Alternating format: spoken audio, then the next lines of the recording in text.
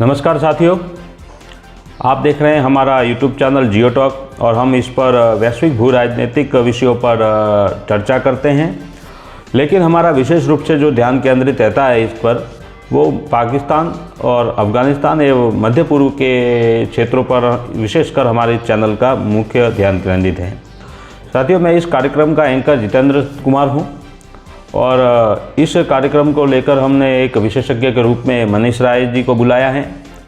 तो आइए मनीष राय जी से चर्चा करते हैं। मनीष राय जी भारतीय मूल के एक ऑस्ट्रेलियाई पत्रकार हैं और उन्होंने कई नामी गिरामी पब्लिकेशन के लिए लिखा है, इंटरनेशनल पब्लिकेशन के लिए लिखते हैं और कई थिंक टैंकों के अंदर उनको कोट किया जाता है। वहीं उनके कार्य को ब्रिटिश पार्लियामेंट के अंदर, संसद के अंदर उनको कार्य को कोट किया गया है।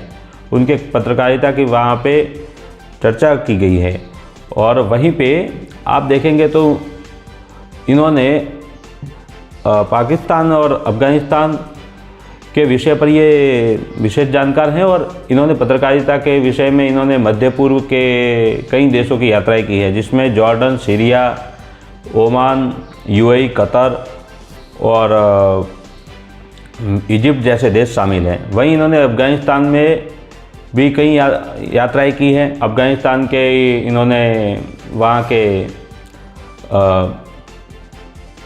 कई नेताओं से मिले हैं। वहीं तालिबान के नेताओं को इन्होंने कतर में इनके तालिबान के पॉलिटिकल ऑफिस के अंदर इन्होंने मुलाकात की, उनके साक्षात्कार लिए हैं। तो आइए अभी हाल ही में अंदर जो विषय हैं, जो आज का हमने जो इसका विषय रखा है वो विषय इस प्रकार का है कि अभी जो पाकिस्तान और अफ़गानिस्तान के मध्य के अंदर जो डूरन लाइन है, तो एक कंट्रोवर्शियल लाइन है जो विवादास्पद है, इसके ऊपर हम आज चर्चा करेंगे। तो इसके ऊपर हम चर्चा करने के लिए मनीष राय जी को हम आमंत्रित करते हैं। मनीष राय जी, आपका स्वागत है हमारे YouTube प्लेटफॉर्म पर। जी धन्यवाद। आपने मुझे अपने प्लेटफॉर्म पे आमंत्रित किया अपना विचार साझा करने के लिए, तो हार्दिक धन्यवाद। जी मनीष राय जी, ये डूरन लाइन जो है इसकी उत्पत्ति कैसे हुई और ये रेखा इतनी कंट्रोवर्शियल, विवादास्पद क्यों है?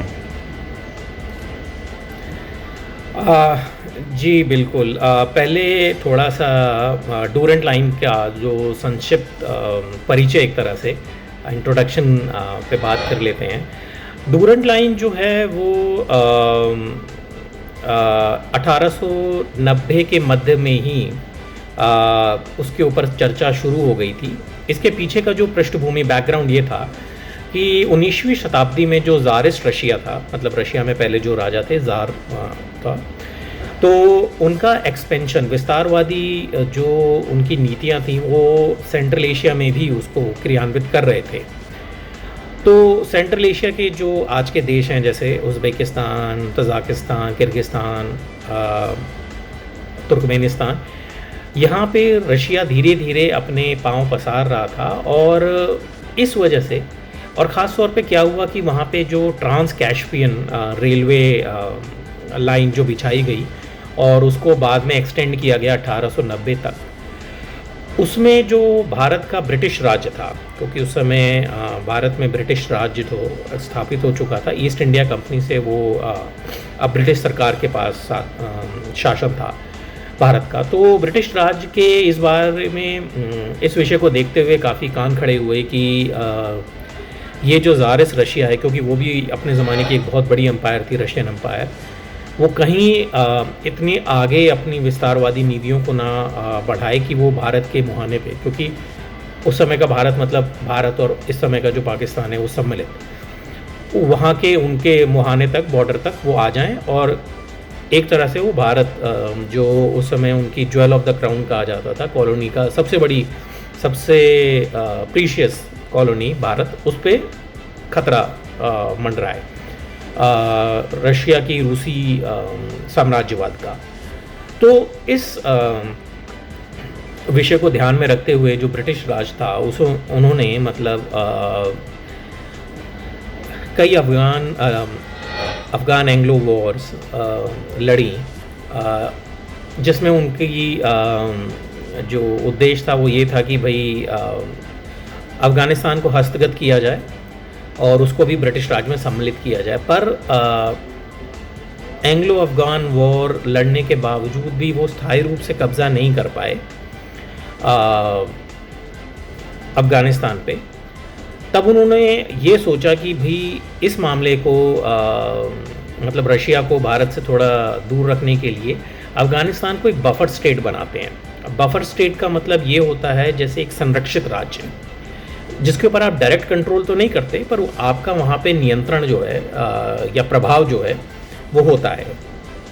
तो ब्रिटिश जो थे ब्रिटिशर्स, उन्होंने यही सोचा कि अफ़गानिस्तान को एक अपना बफर स्टेट बनाते हैं।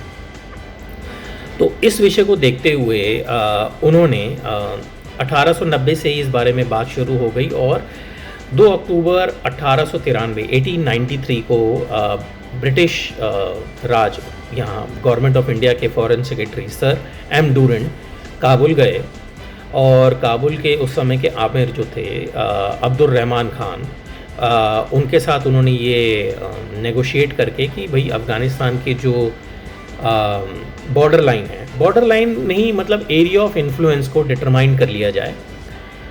तो सर डूरेंट जो थे वो काबुल पहुँचे और वही नेगोशिएशन के फलस्वरूप डूरेंट लाइन अपने अस्तित्व में आई। तो ये एक तरह का संक्षिप्त परिचय है डूरेंट लाइन का।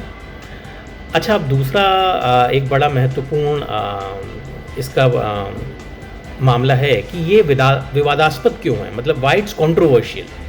ये कंट्रोवर्शियल इसलिए है क्योंकि जब इसकी स्थापना हुई तो सर डूरेंट भी जो थे उन्होंने भी ये एग्रीमेंट साइन होने के बाद ये कहा था कि ये ऑफिशियल बॉर्डर नहीं है, ये अंतर्राष्ट्रीय सीमा नहीं है, ये एक प्रभाव का एरिया है जिसको हमने और अफ़गान आमिर ने आपस में एक मसौदे में उसके ऊपर रजामंदी बनाई है। और यही बात की पुष्टि सन 1896 में जो ब्रिटिश इंडिया के वॉइसरॉय थे लॉर्ड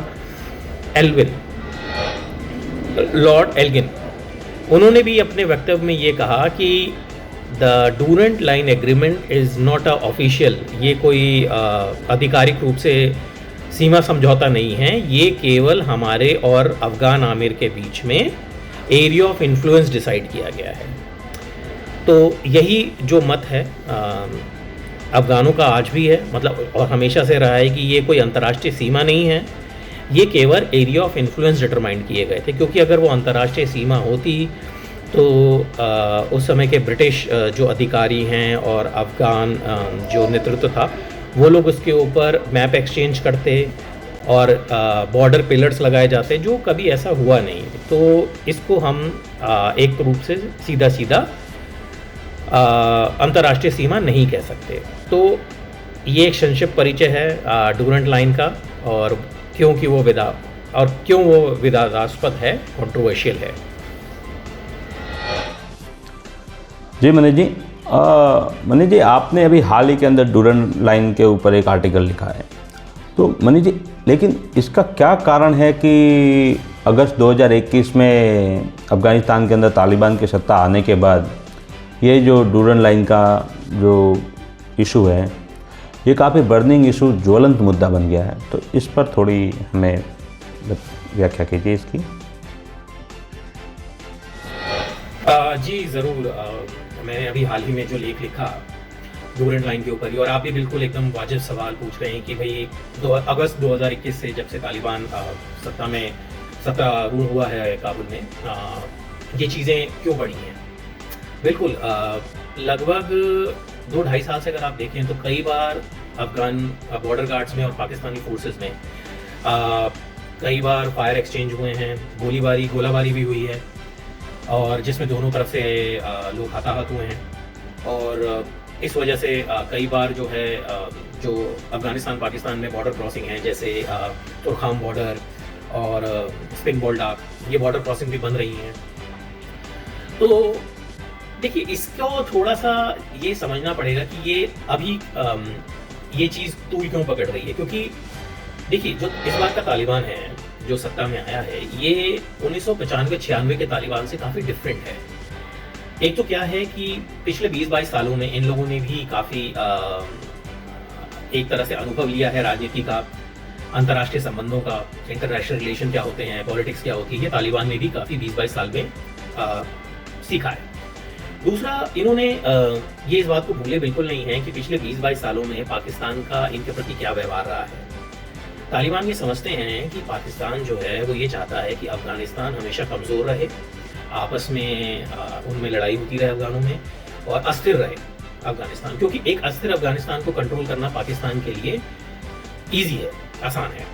ये बात तालिबान भी बहुत अच्छे से समझते हैं और पिछले 20 साल में उन्होंने भी देखा है कि तालिबान मतलब पाकिस्तान का मंतव्य हमेशा यही रहा है कि तालिबान उनके एक प्रॉक्सी ग्रुप के रूप में काम करे, अफगानिस्तान उनकी एक क्लाइंट स्टेट के रूप में रहे।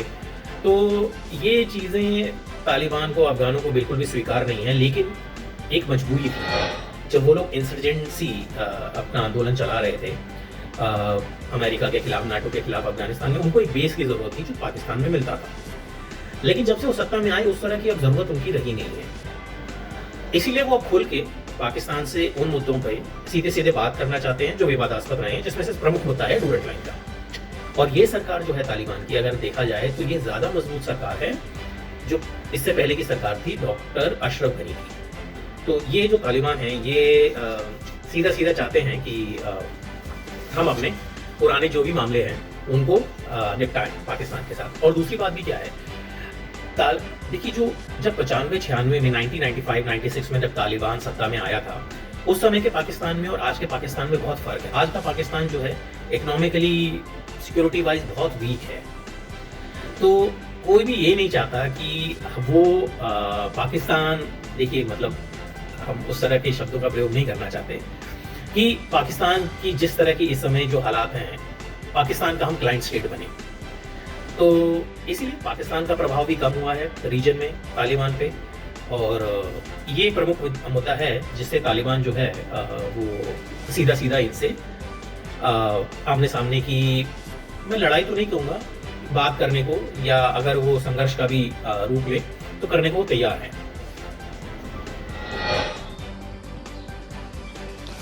मंदिर जी, तो हमारे तीसरे प्रश्न की ओर हम बढ़ते हैं। आपने कई बार अफ़गानिस्तान की यात्रा की है, जिसमें आपने काफ़ी समय भी अफ़गानिस्तान के अंदर बिताया है। तो आप हमारे दर्शकों को ये बता सकते हैं कि डूरंट लाइन इशू है, इसके ऊपर वहाँ के लोकल लोग और वहाँ के जो राजनीतिक पॉलिटिकल लीडर हैं उनकी क्या मानसिकता है, क्या राय है? जी बिल्कुल, मैंने कई बार अफ़गानिस्तान की यात्रा की है और वहाँ पे ठीक ठाक समय गुजारा है।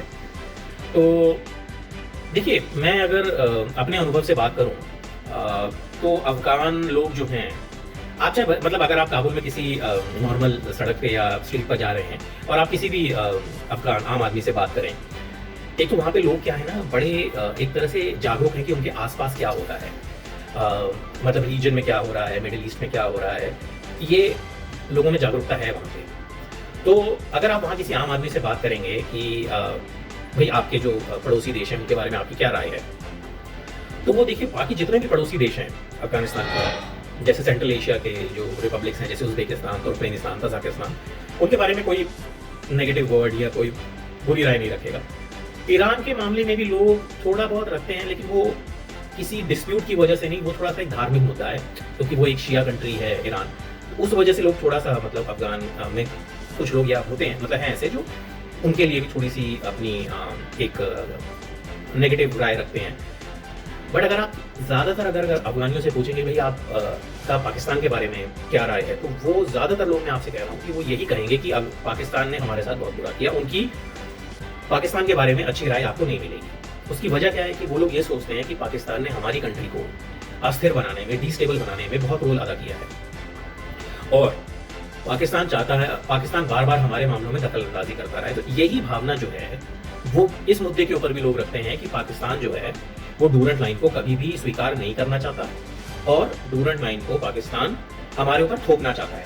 यही वहाँ के आम लोगों की भी राय है, और यही वहाँ पे जो पॉलिटिशियंस हैं, लीडर्स, चाहे वो तालिबान से हों, चाहे बाकी राजनीतिक पार्टी जैसे हिजब इस्लामी हो गई, गुलबुद्दीन अहमद यार की, जमीयत इस्लामी हो गई, जिसमें पहले रब्बानी थे, उसके बाद अहमद शाह मसूद, और अभी हाल फिलहाल में वो अहमद शाह मसूद के जो बेटे हैं वो भी आए हैं, और इस्माइल खां हैं, और जुनबिश इनकी, अब्दुल रशीद दोस्तम की, जो जितनी भी पॉलिटिकल पार्टीज हैं अफगानिस्तान की, इंक्लूडिंग तालिबान में कह रहा हूँ, उन सब की राय यही है कि डूरेंट लाइन हमें स्वीकार नहीं है और पाकिस्तान हमारी कमजोरी का फायदा उठाना चाहता है, हमें अस्थिर करना चाहता है। आपको एक बात इसमें बड़ी इंटरेस्टिंग भी है कि जब पहली बार तालिबान सत्ता में काबिज हुआ था 95-96 में, उस समय की जो तालिबान गवर्नमेंट थी वो पाकिस्तान के काफ़ी समर्थन में थी और उनसे बड़े अच्छे रिलेशन थे। उस समय भी मुल्ला उमर ने और तालिबान के बाकी नेतृत्व ने डूरेंट लाइन को इंडोर्स स्वीकार नहीं किया था। उस समय भी इस पे कोई स्वीकृति या कोई अंडरस्टैंडिंग नहीं बनी थी। तो कमोबेश अफगान समाज में, अफगान पॉलिटिकल डायस्पोरा में यही राय है कि डूरेंट लाइन एक अनसेटल्ड मामला है जिसको हमें निपटाना है। मनीष जी, हमारा ये अंतिम प्रश्न है, इस पर हम आपसे ये जानना चाहेंगे कि इस मुद्दे पर जो ये इशू है, ये डूरेंट लाइन वाला, इसका फ्यूचर क्या हो सकता है? ये भविष्य में किस ओर जाएगा? क्या इसके लिए कोई समाधान हो तो कैसा हो, और क्या हो, इसका समाधान कैसे निकल सकते हैं?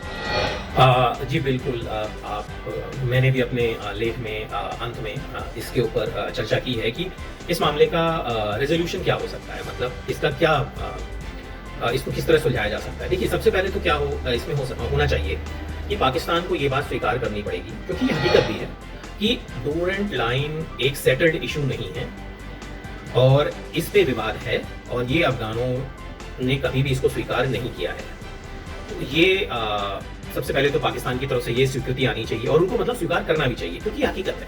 देखिए, अगर मान लीजिए कोई दिक्कत है, कोई परेशानी है, या आपको मान लीजिए कभी कोई तकलीफ होती है, अगर आप उस तकलीफ को सबसे पहले स्वीकारते नहीं हैं, अगर आपको कोई रोग हो गया या कोई आपको चोट लग गई, तो आप अपना ही नुकसान करते हैं। तो सबसे पहले तो क्या है, उस चीज़ को आप एक्नॉलेज करिए, फिर उसके बारे में उसके सोल्यूशन और उसके इलाज के ऊपर जाइए।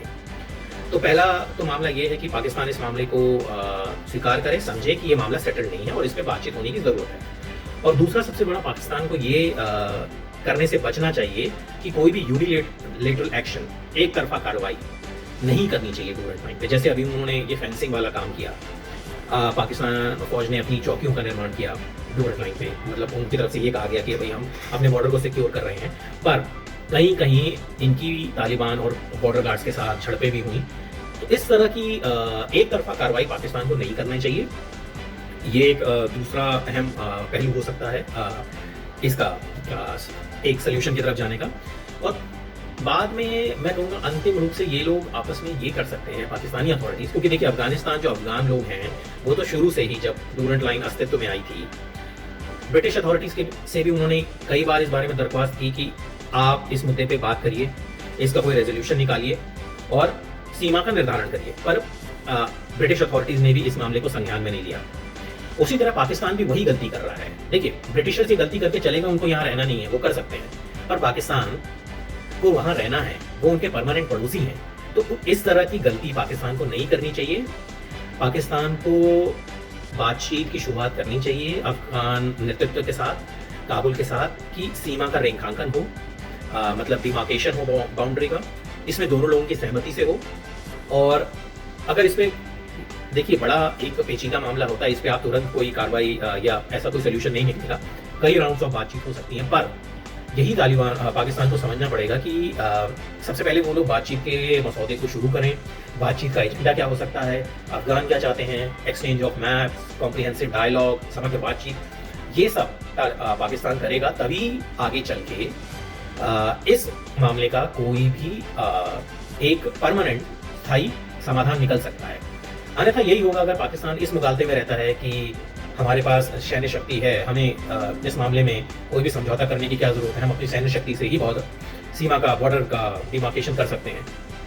तो देखिए, हो सकता है कुछ टाइम के लिए आप कर पाएं, लेकिन ये हमेशा एक ज्वालामुखी बन के रहेगा, जो समय समय पे जिसमें विस्फोट होते रहेंगे और आपके लिए ये एक अनसेटल्ड मामला रहेगा। इसीलिए इस मामले का जो भी समाधान निकल सकता है वो समग्र बातचीत, कॉम्प्रिहेंसिव टॉक्स, जिसमें दोनों पार्टी बैठ के आत्ममंथन, आप चिंतन करें कि इसका समझौता, इसका आगे का रास्ता क्या हो सकता है। मेरे हिसाब से तो केवल यही एक स्थायी समाधान है जिस पे पाकिस्तान को सबसे पहले सोचना पड़ेगा। तो दोस्तों, यह थी हमारी आज की Afghanistan Pakistan border line, Durand line के बारे में विशद से चर्चा। इसके लिए हम मनीष राय जी को धन्यवाद देते हैं, क्योंकि उन्होंने अपने मूल्यवान विचार हमारे साथ साझा किए। उन्होंने अपना कीमती समय हमारे चैनल के लिए निकाला। जी धन्यवाद। आपने मुझे इस चर्चा के लिए आमंत्रित किया, और मुझे इस बात की बड़ी प्रसन्नता है कि हम लोग न्यूज़ रिपोर्टिंग, क्योंकि थोड़ा ख़ास तौर पे भारत में क्या होता है कि केवल न्यूज़ रिपोर्टिंग में ही, मतलब न्यूज़ जो है थोड़ा फास्ट फूड की तरह सर्व करने की जा रही है आजकल ज़्यादातर। तो विस्तृत चर्चा के थ्रू ही हम किसी चीज़ों मुद्दे की बारीकियों को समझ सकते हैं। तो मैं आपको बड़ा धन्यवाद देता हूं कि आपने इस विषय में प्रयास किया। धन्यवाद, नमस्कार।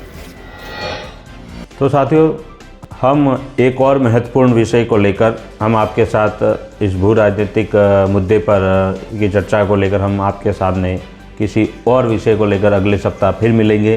तब तक के लिए दीजिए हमें इजाज़त। देखते रहिए जियो टॉक, और हमारे चैनल को लाइक करें, सब्सक्राइब करें और अधिक से अधिक लोगों तक पहुंचाएं। तब तक के लिए धन्यवाद आपका।